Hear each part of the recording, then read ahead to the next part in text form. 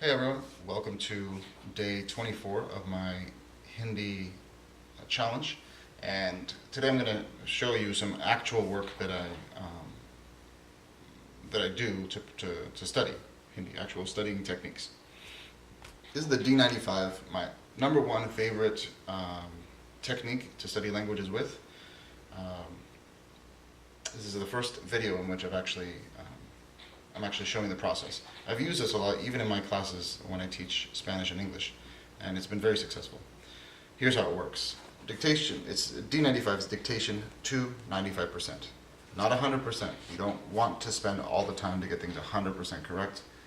95% correct is going to cover all of the common words in that text, and many of the and maybe all of the medium frequency words, and some of the infrequent words in the text. Then you move on to the next one. You don't worry about every last word.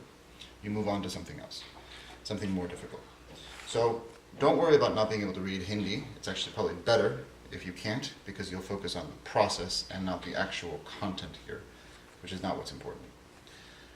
Here I photocopied a sheet from my textbook, and I have the audio for this, the audio recording for this paragraph. It's a man talking about his hometown. And I read through it a couple times, and I say, okay, I think I get it. I get it. But when you do a dictation, you turn to a blank page. You hide the text. And now the question is, do you really recognize those words? Do you know what he's saying? And do you know how to write that word? Do you truly understand how to write the word? In Hindi, if you can write it, you can pronounce it. And if you can pronounce it, you can write it most of the time. It's much more regular than something like English.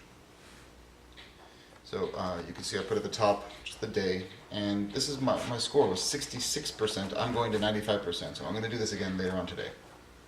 And here's how I do it. Once I've studied the text, I'm ready to go. I have my recording, blank sheet of paper. I just start from the top. मेरा नाम सचिन है. That's a basic sentence. मेरा नाम सचिन है is my name is Sachin. So I write that first sentence. मेरा नाम सचिन है. It's so basic, I didn't get any words wrong. Next. मेरा घर हिंदुस्तान के एक छोटे कस्बे में है. That's मेरा घर हिंदुस्तान के एक छोटे कस्बे में है. And that's my town. My home is in a small Indian town. I think that's how I would translate it. And you can see that I'm telling you, I missed a word here. I just forgot the word. And then here, I actually misspelled Hindustan, which is Indian, and India. And it's just the conjunct. I put it as a conjunct, but it should have been a dot over the letter. And so what I do is I circle it, and then kind of in the same position, I'll rewrite it down here, Hindustan. And here's me, which is in. Then I go on. Next sentence. इस कस्बे का नाम मुजफ्फरपुर है. इस कस्बे का नाम मुजफ्फरपुर है, which is saying the name of the town. You can see that I messed up this town. Actually, I had lots of trouble with that word town, Kasbe. And you can say kanam. I got it correctly again. I had already written nam in the first sentence. It's a common word, so that matters. I should get it right every time. And proper names are always difficult. That's part of the reason I don't try to go to 100%. Sometimes it's just a name, and so on. So I circled every mistake, every misspelled, every forgotten word, and I rewrite those words again. And I do the whole text first, and then I check it. I never check it as I'm writing it. I make myself go through the whole thing. It took about 18 minutes for the dictation, and then checking my work took maybe another, 5 or 10 minutes. I rewrite the words correctly, and then I count how many words I got correct. This is a 70-word text. 95% of 70 is rounds up to 67 correct words. Well, I got 46 correct words. There it is. 46 correct words. So that's not good enough. My goal is 67. So today I'm going to do this again, and I will certainly do better the second time.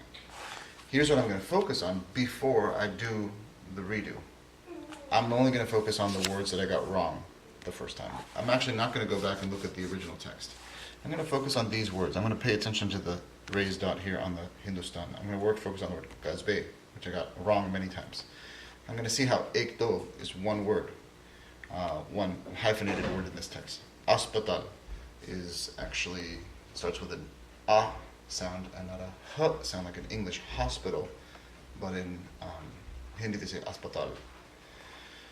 So those are things I focus on, and my goal here is just let's get half of those. I try to split the difference. Let's get half of these words right, which would mean I'm splitting the difference between 66 and 100, and score somewhere in the high 70s, low 80s, hopefully. And I'll do it again. Maybe I score in the low 90s, and then maybe it'll take me a fourth try, and I'll score 95 or better. By the time I'm done with that, and that will take some time, right? 18. If it takes, let's say it takes 20 minutes a piece. Let's say 25. Let's say it takes 25 minutes every single time. That might be 100 minutes to do this.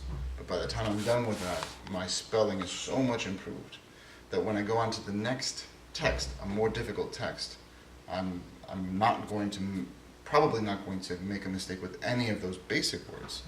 It'll be more advanced words, newer words, new vocabulary that I'm focusing on. You can see how this really builds up well. The idea here is that you know those words, and you know that you know those basic words, so that you're able to listen more carefully and be more accurate with new words as you're acquiring vocabulary. Later on I can show you the process, but I think you understand the dictation process. That's not the hard part. It's the correction that matters. Here are some things I never do. I never erase and correct the word. If I do that, then I'm losing the chance to see how I got it wrong. I never check my work partway through. If I do that, I will just stop and do the whole thing over. If I'm totally lost, I do the whole thing over. I also never go back and do an easier thing once I've beaten it. I go on and do something more difficult. I have occasionally, if I bite off more than I can chew, and I score like a 20 or 25%, I would humbly go back to an easier text and do something from chapter 1 instead of chapter 4 or 5. I also tried this one time typing, and it was really bad results. So I always write it out by hand. There is more, when you're typing, you're worrying about typing. I don't know how to type in Hindi anyway, in Devanagari. But also, the shapes of the letters provide yet another way for you to remember what the word is. There's some sort of visual connection there also. And you might also take these, if you see some words repeatedly, I might take these and do a different technique to help me remember these words. I might use the Iverson method or super flashcards in order to kind of make sure I know these before I do this again.